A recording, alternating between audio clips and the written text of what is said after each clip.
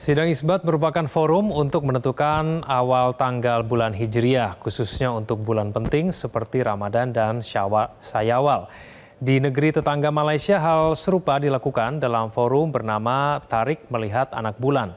Lalu mengapa di Indonesia tidak semua komunitas muslim menggunakan hasil sidang Isbat? Berikut ulasannya dalam Top Review.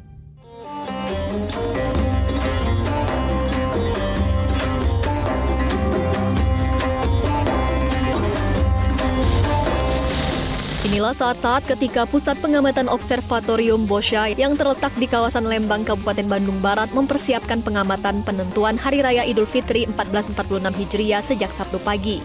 Sejumlah pengamat Observatorium Boscha memasang satu unit teleskop refraktor dengan lensa optik berdiameter 66 mm untuk bisa memantau hilal dan menetapkan awal bulan Syawal.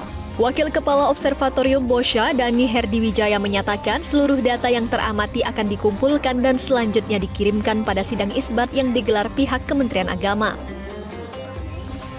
Nah, kebetulan kami hanya membawa satu teleskop, menyiapkan satu teleskop, karena hari ini kebetulan konjungsi pukul 17.57, sehingga waktunya sangat sempit untuk bisa melihat hilal, atau boleh dikatakan posisi hilal setelah matahari terbenam itu justru di bawah ufuk. Jadi kami tetap mengamati meskipun sesuai prediksi kami tidak mungkin bisa mengamati. Badan Riset dan Inovasi Nasional atau BRIN memprediksi awal Syawal 1446 Hijriah akan jatuh pada Senin 31 Maret 2025. Perayaan Idul Fitri 2025 ini diperkirakan akan jatuh bersamaan atau serentak. Profesor Riset Astronomi dan Astrofisika BRIN, Thomas Jamaluddin menjelaskan bahwa garis tanggal awal Syawal 1446 Hijriah berada di wilayah benua Amerika. Kondisi itu membuat hilal tidak mungkin terlihat saat matahari terbenam di Indonesia pada 29 Maret 2025. Peneliti BRIN menjelaskan prediksi ini berdasarkan keterangan resmi dari kriteria Mabims. Kriteria Mabims sendiri menetapkan bahwa awal bulan Hijriah ditentukan jika hilal memiliki tinggi minimal 3 derajat dan elongasi 6,4 derajat.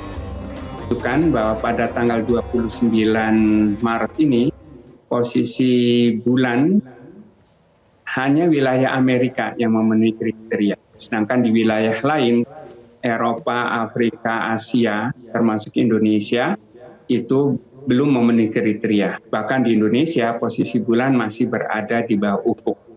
Jadi dengan hisab astronomi, itu jauh-jauh hari sudah bisa ditentukan bahwa tidak mungkin hilal terlihat pada tanggal 29 saat maghrib, sehingga secara hisab itu sudah diperkirakan bahwa 1 Syawal atau Idul Fitri akan jatuh tanggal 31 Maret. Pengurus Pusat Muhammadiyah telah menetapkan 1 Syawal 1446 Hijriah jatuh pada hari Senin mendatang 31 Maret 2025. Ketua Umum PP Muhammadiyah Haidar Nasir berharap agar Lebaran kali ini serentak dengan pemerintah. Sementara untuk Idul Fitri jatuh pada hari Senin tanggal 31 Maret 2025. Dan untuk Idul Adha 10 Zulhijjah jatuh pada hari Jumat tanggal 6 Juni 2025. Jadwal Lebaran di Indonesia secara resmi ditetapkan oleh pemerintah melalui sidang isbat. Penentuan 1 Syawal atau Hari Raya Idul Fitri dilakukan melalui sidang isbat yang digelar Kementerian Agama. Tahun ini, sidang isbat digelar pada Sabtu 29 Maret 2025. Sidang isbat merupakan forum yang mempertemukan berbagai pihak seperti ulama, pakar astronomi, dan perwakilan organisasi Islam untuk menetapkan awal bulan Syawal menggunakan pendekatan Rukyatul Hilal atau observasi hilal dan hisab atau perhitungan astronomi. Seperti halnya di Indonesia, umat Islam di Malaysia juga menunggu pengumuman resmi jadwal Lebaran dari pemerintah.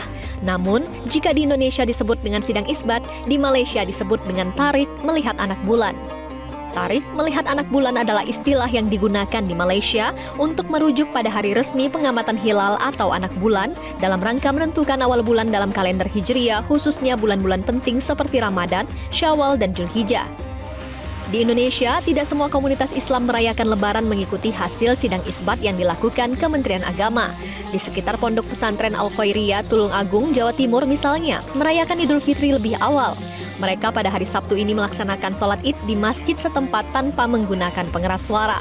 Pada Sabtu pagi, sekitar 60 jemaah Pondok Pesantren Al-Khairiyah di Desa Wates, Kecamatan Sumber Gempol, Tulung Agung mendatangi Masjid Nur Muhammad untuk melaksanakan sholat Idul Fitri 1446 Hijriah secara berjamaah. Pelaksanaan sholat Id dilaksanakan dengan tertib serta hikmat dan seperti tahun-tahun sebelumnya. Puluhan jemaah ini merayakan hari Lebaran lebih awal dibandingkan warga lainnya. Sedikitnya ada 13 personel gabungan TNI Polri yang berjaga untuk mengamankan jalannya sholat Id.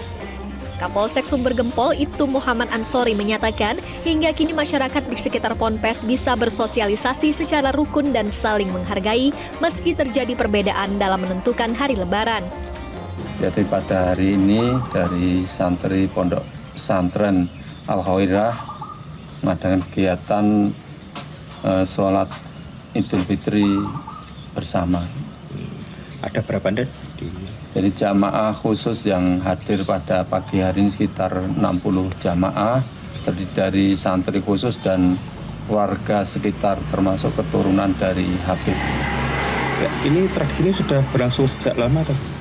Jadi tradisi ini sudah berlangsung sejak lama dan masyarakat sekitar welcome untuk kegiatan ini. Jadi tidak ada permasalahan. Intinya adalah saling menghormati, menghargai antara satu dengan yang lainnya.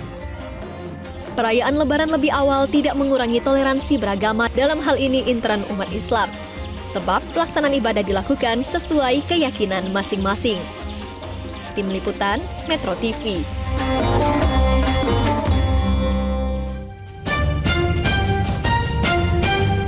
Download Metro TV Extend sekarang.